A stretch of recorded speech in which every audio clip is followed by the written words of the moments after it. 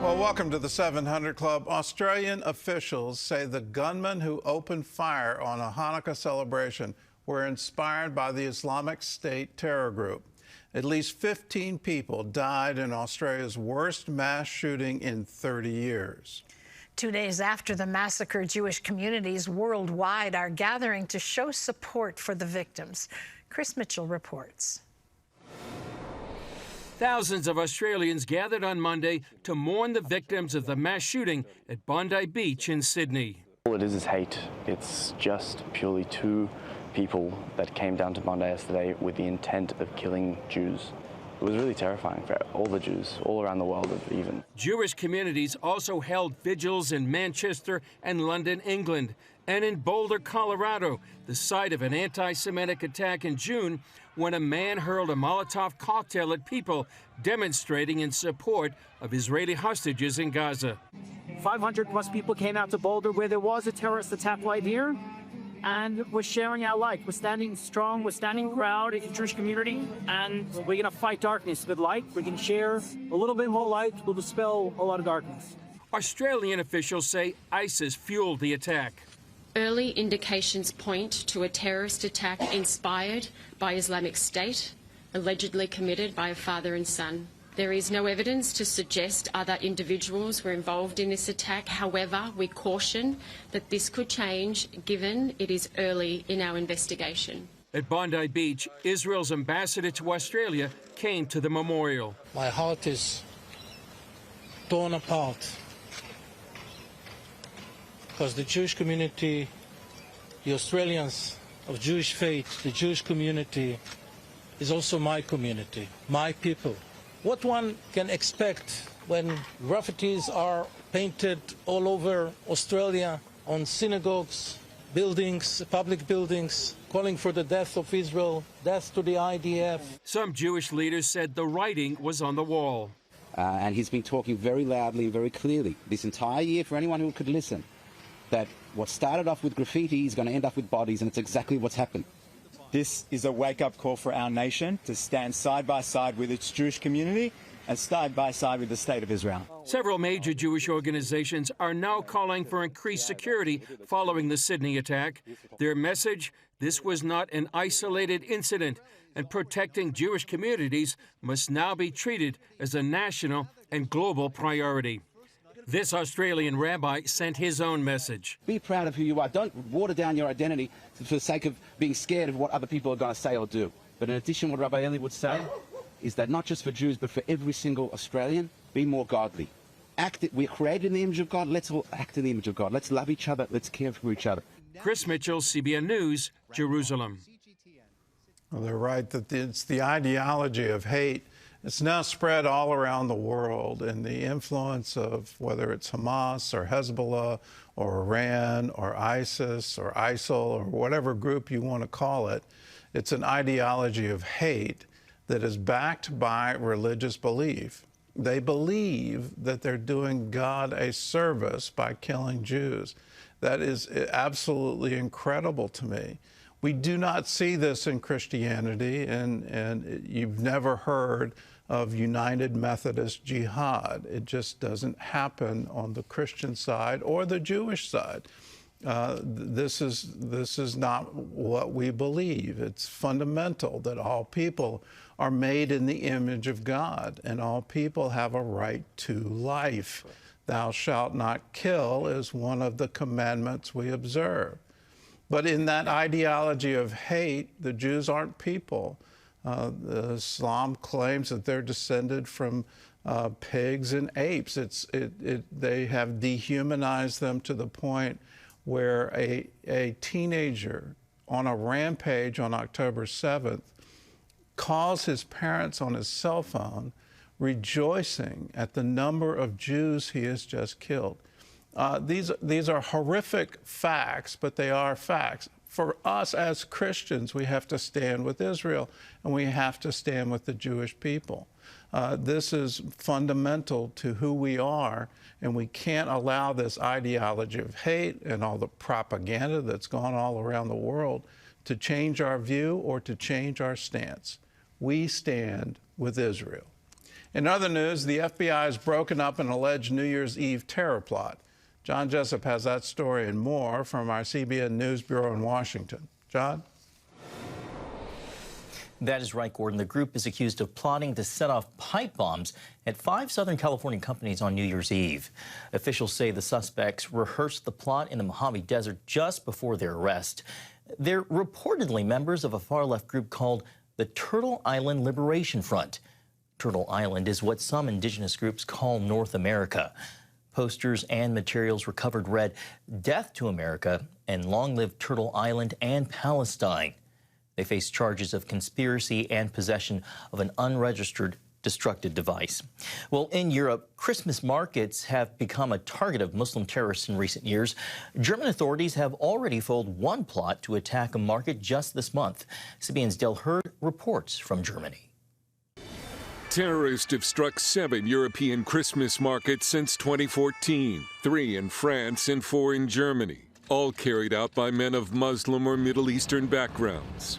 Authorities arrested 5 men suspected of planning attack number 8 in Germany last week. One of them, a Muslim cleric from a German mosque who urged his followers to kill as many people as possible. Christmas markets in many European nations must now be surrounded by barriers and security patrols. In Magdeburg last December, a man drove his SUV at a high rate of speed through the center of the Christmas market, killing 6 and injuring more than 300. In 2016, a Muslim terrorist drove a stolen semi-truck through a Christmas market in Berlin, killing 12 people and injuring 56.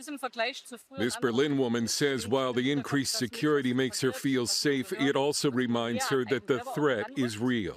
Germany's chancellor took a lot of heat for saying that Germans are afraid of public spaces because of the threat of violent crime from migrants. Chancellor Friedrich Merz's comment was ridiculed by some as racist, and yet polling shows most Germans do not feel safe in public spaces like Christmas markets. Andreas Liekert is a conservative parliament member in the state of Hessen.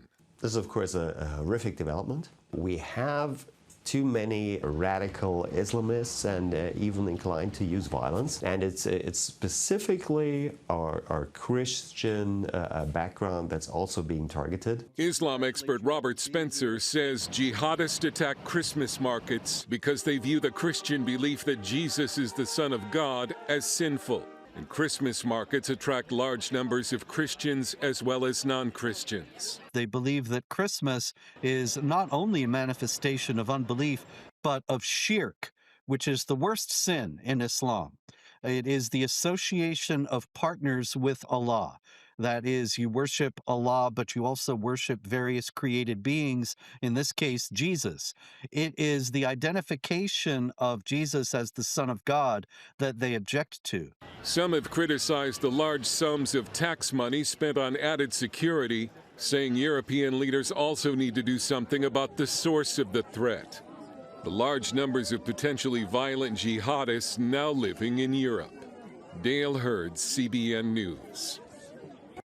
All right, Dale, thank you so much. Turning now to the Middle East, where Israel's strike on a former Hamas leader sparked a negative reaction from President Trump. The president says his administration is looking into whether Israel violated the ceasefire agreement with Hamas. The IDF killed the former deputy commander of the terror group's military wing over the weekend.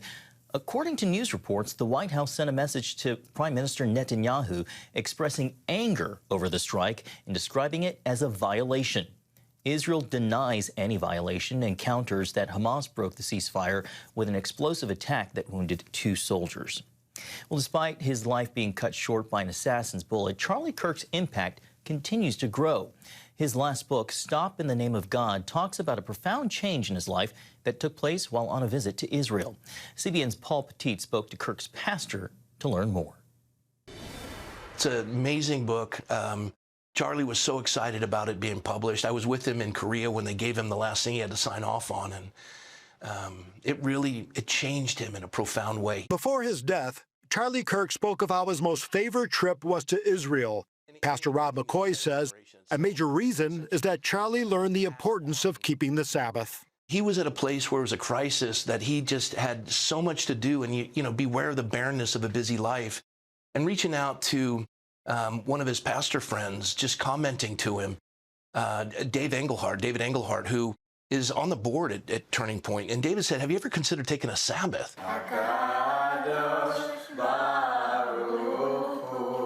The Sabbath, or as they call it here in Israel, Shabbat.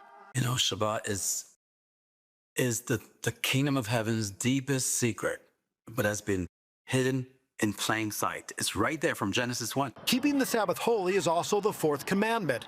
Across much of Israel, daily activity basically stops from sundown Friday until sundown Saturday. In many Jewish homes, like the Ben Davids here in Galilee, Sabbath dinner is prepared, candles are lit, and the bread and wine is blessed. You approach it with great holiness and great reverence, and you acknowledge that God is our provider. And Charlie started to research that and go into it. And so he would just turn off his phone, be with his family. Focusing on family is a key part of the Sabbath. Blessed to be a blessing all the days of our life. So you go through this procession, blessing your wife, singing Proverbs 31 over your wife. It's a time to honor her. It's a beautiful thing. Then we get to bless the children. When the sun sets in Israel on Friday, the feast begins.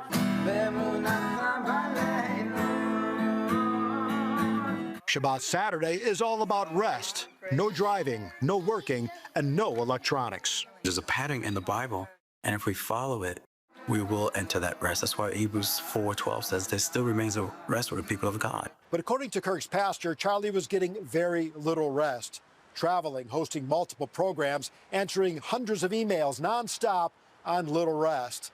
That's why McCoy says when the Kirks started observing the Sabbath like they do here in Israel, all that changed. Turn your phone off for one day. No contact, no social media, no work. Your mental health will improve dramatically. And he saw a Sabbath for the man, not man for the Sabbath. So it wasn't legalistic for him, but it was this idea of stopping and resting, being with God. And he says, whoever honors me, I will honor. And Shabbat is honoring him. So he got it, and that inspired him, especially when he saw the work that Dennis Prager was doing. And then he wrote the book, and that was now being published posthumously. It was his magnum opus, so to speak, Stop in the Name of God. Paul Petit, CBN News, Jerusalem. A reminder of the importance of the Sabbath. Charlie's book, Stop in the Name of God, is available wherever books are sold. Gordon? It's a wonderful reminder for all of us that Sabbath is made for you, and it's designed to give us all a wonderful rest. In my experience, it's a lot easier to experience Shabbat in Israel than it is here in the United States. It seems like our entire culture is always on, and we never stop. And it's a wonderful commandment to obey, to say, okay, I'll stop today. I'll turn off the devices. I won't work. I won't engage in activity other than anything to do with my family or anything to do with God. If you put Him first, if you honor Him, He in turn will honor you.